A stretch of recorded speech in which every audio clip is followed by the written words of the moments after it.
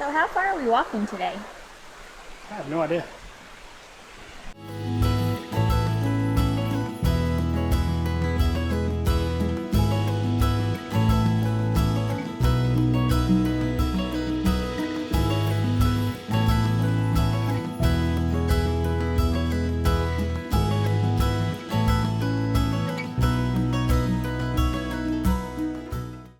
After a week or so of house sitting in beautiful Edinburgh, we decided to spend a day walking the famed Water of Leith, the primary river running through the city of Edinburgh to the Firth of Forth.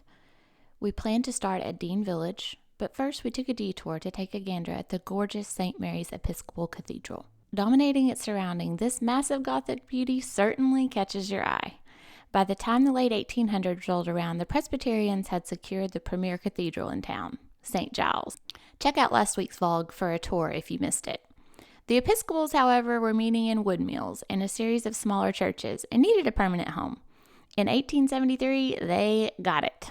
After a land donation from a wealthy couple and a little architectural competition, construction on the massive Gothic Revival Cathedral was begun. They finished it in just 6 years, and she is a stunner with a nave that sits 1,500, an intricately beautiful high altar, and quite an imposing pipe organ.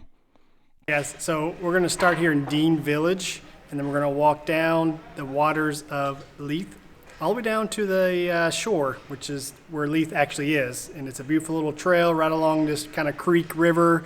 There's a lot of things you can see. It's just a beautiful path. So let's go explore. After the church, we began our walk in Dean Village, which has become an Instagram phenomenon for its adorable cottages and warehouses along the river. Now considered one of the most charming parts of the city, Dean Village was chartered in the 12th century and was not part of the city proper.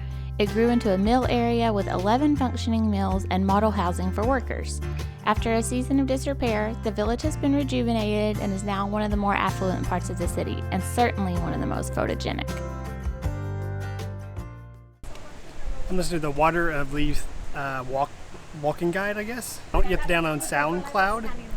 It's kind of like Spotify. Same thing, it's got podcast, music, nothing. But if you download that, and then you can listen to an audio guide as you walk the Water of Leith.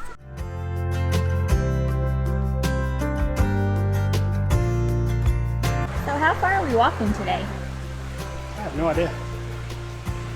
The Waters of Leith are a 12.5-mile designed urban wildlife site with a nature trail that runs along the river through the heart of the city, emptying into the Firth of Forth.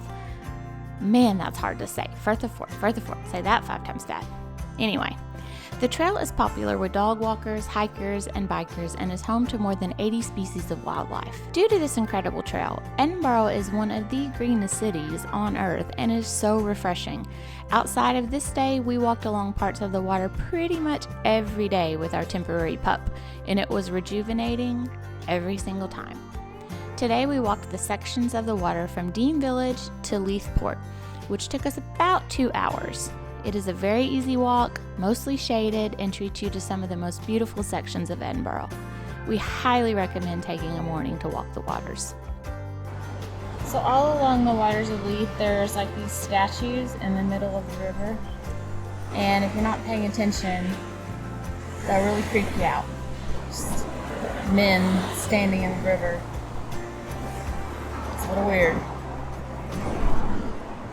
And just like that, we're back to our neighborhood. Yep.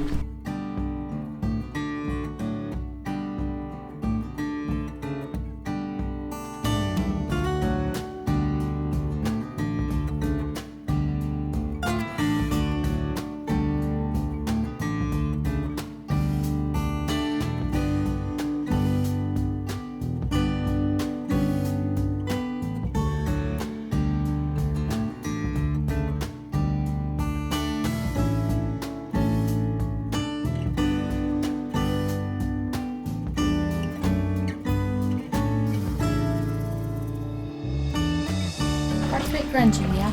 Yeah, not quite as pretty. Lots of graffiti. There's lots more water this way, though. And lots more birds. Or a lot of ducks. Yeah, a lot of ducks. And of course, pigeons.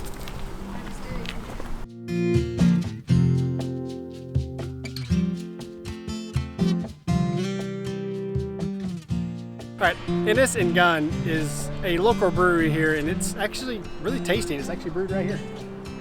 So, take care.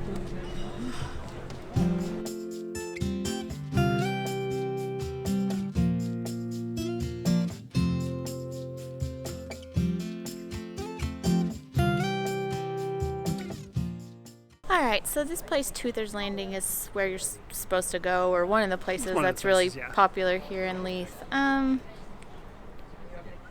out of 10. Yeah. It set off bad to me in the beginning because no one comes, like there's no waiter, no one comes to your table. You scan a QR code and then you order online through an app, and then the food just arrives, and like you can't even talk to anyone about like suggestions or what to get, or there's a bunch of craft beers and stuff, but there's nobody like. Well, I mean, that put a bad taste in my mouth. The only way that if you wanted to learn more about it, you can go up to the bar, because that's what people we met were doing. They were just walking up to the bar and talking to them, and you could probably ask to talk to them, but when you're ordering food and stuff, you got to do it. I just didn't like it. Put a bad taste in my mouth, especially when there's a bunch of people that work here just standing around doing nothing. Not cool. But it's a cute little place. The food was okay. Fish was a little greasy, but you never know till you try, right? Yep. It just wasn't our place. It's rubbish. It's not rubbish. No, it wasn't rubbish. It was okay. Like you said, it's 5 out of 10. That's probably right. We did meet a really adorable couple there, though, and their dog Freddie was a spaniel. He was adorable. And Ryan got a lot of petting in, so yeah, that was fun. Leith is kind of funny because it's like an old port area. Well, it's still a port area. But then there's like all these co-op working spaces that have been, these little like old stalls have been turned into co-working. They've been turned into like co-working spaces and Michelin restaurants, which is super strange because it's like not a fancy part of town, but it's got all these like Michelin rated restaurants, which is crazy.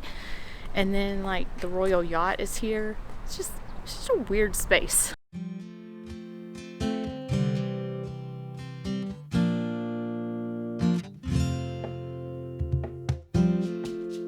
So if you want to see the Royal Yacht Britannica, or the Queen's Yacht, you have to enter through this weird shopping mall and go up to the second story and go through the museum and pay like 18 pounds a piece, which is well over $20, so it's definitely no for us. But right now they got a lot of construction and you can't really even walk around to the side and look at it without, some fence and stuff. So there's a boat. There it is.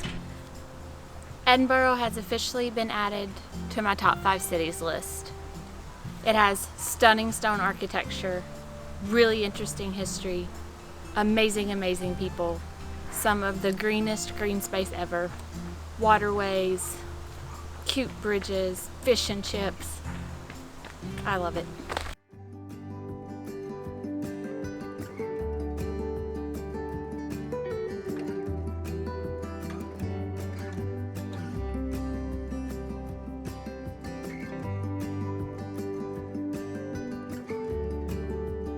Calton Hill became one of the first public parks in Edinburgh in 1724. It consists now of a series of historical and commemorative monuments marking important aspects of the city's past, and the Old City Observatory. It also boasts one of the best views of the city, especially at sunset, and it's a popular hangout for both young locals, dog walkers, and tourists.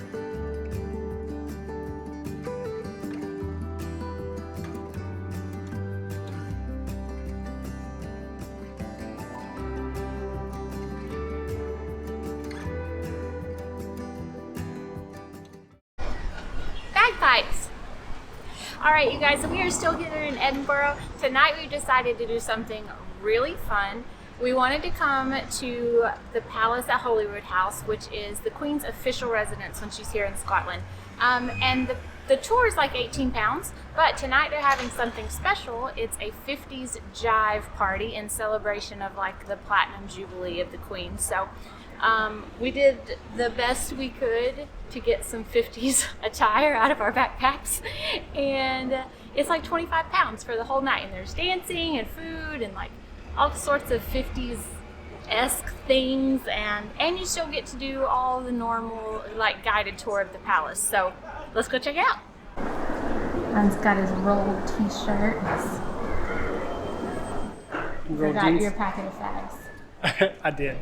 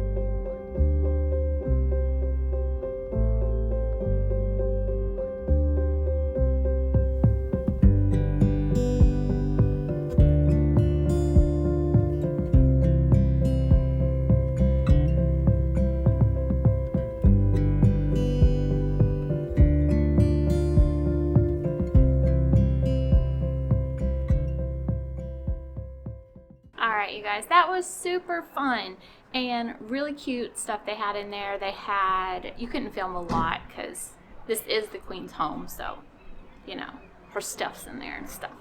But they had a Jubilee section set up with some of her private dresses and stuff. They had a talk in there from the curator. She was wonderful. They had a bunch of 50s dances sort of set up, people doing dances, a place to get your hair done, which I didn't do because my hair is wet and they were using hot irons and that wouldn't be good. I'd like to keep what I have left. They had a live jazz band in there. Everybody was dressed up so cute, and may I just reiterate, I'm convinced of it at this point, the Scots are the nicest people on the planet. Period. They are the friendliest, the nicest people on the planet. All the staterooms and stuff were not open tonight. I thought they were. It said online that they were, but they weren't. Some were, some weren't. And in order to, with the ticket we bought tonight, you can get a full year's pass to come back and visit again. But you had to have it printed out so they could stamp it. Well, we didn't because we didn't plan on doing that. But they printed them for us and stamped them. And 3 people went out of their way to do it because they're adorable, kind people. Anyway, now with this little baby, we can come back as many times as we want for an entire year. Did you have fun? I did have fun. It was very pretty.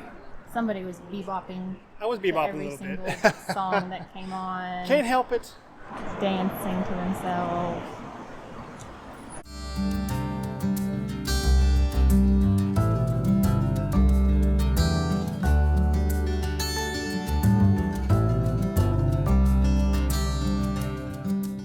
We finished up our time over at the palace, and so I'm hungry. I'm starving. So we came to this little tavern, Tall Booth Tavern, and it's a cute little tavern.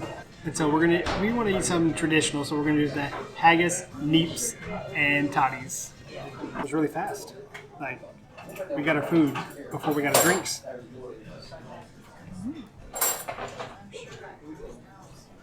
So haggis is sheep's stomach, kind of chopped up, minced up, cooked. And of course toddies is mashed potatoes or French fries. And neeps are turnips. So haggis is not anything like what I thought it would be. I always envisioned this bladder-like stomach stuffed with stuff, but it's not. It's more like the ground up meat of the stomach, and it's got rice and spices, and it's actually really tasty, and it sort of looks like this. It's really tasty.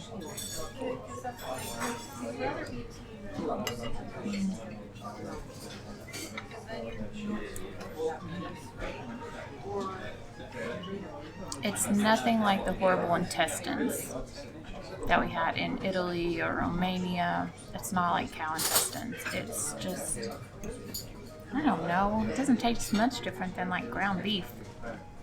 Just chopped up and salty and hearty. It's really tasty. And once again, just like that, we've made a happy plate.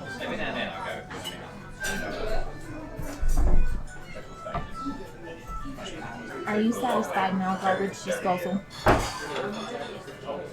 Yeah, it was really good.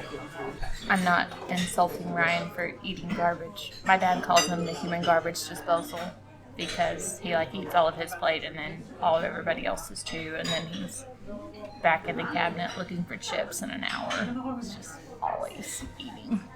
I'm having a conundrum because sticky toffee is probably my favorite dessert in the world in Ireland. They also have it here in Scotland. And I'm debating whether I should try it or not. If it's as good as I remember, it's going to be amazing. But if it's a letdown, then, sometimes you just remember something as being so good and then you try it somewhere else and it's just not the same.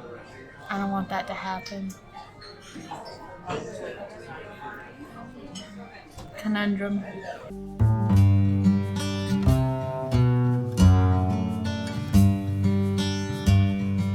You ready for a little exercise? Ready for some exercise. Let's go hike up the Salisbury Crag, which has an amazing view of the city. Okay, so there's 2 peaks that you can climb to. I think Arthur's Seat is the tallest one, and it's way up there. And there's another one. I don't know if it's just the crag, but it's over here where you kind of can go up to the edge. So we're gonna go to the highest one right now. So Holyroodhouse Palace and Gardens are built in the shadow of an ancient volcano, and Arthur's Seat is the peak of what used to be that, from what we can tell. That's the best description we have anyway. So.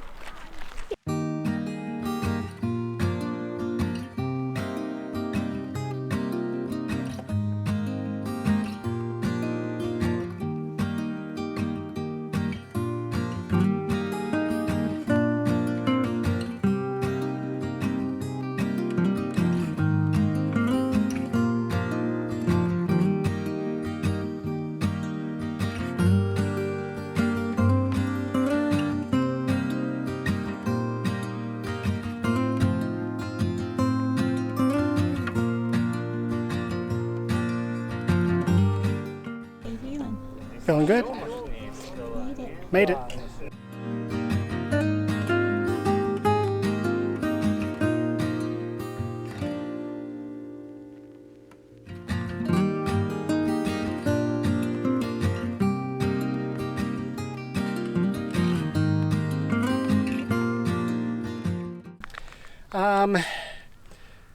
The climb's kind of tough.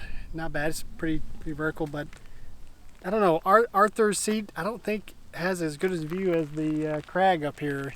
So I think you need to just go up the Salisbury Crag up this way, away from it. I think you have a better close-up view of the city for pictures, and you still have the big drop-off. So I don't know, I think that would probably have been better. And we're totally just guessing on that because Arthur's Crag's almost too tall to see all the buildings and stuff, and you think you might get a better view from the little bit lower one. Plus it has this dramatic slope and drop-off.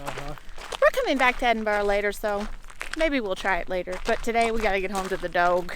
So this behind me is Guildford Arms. It's one of the most beautiful pubs in the city. It's stunning. It's been run by the Stuart family since the 1800s. And this plaque is just saying that these really elaborate pubs were built when a bunch of buildings were torn down in the city in the 1800s. And it was actually during the temperance movement.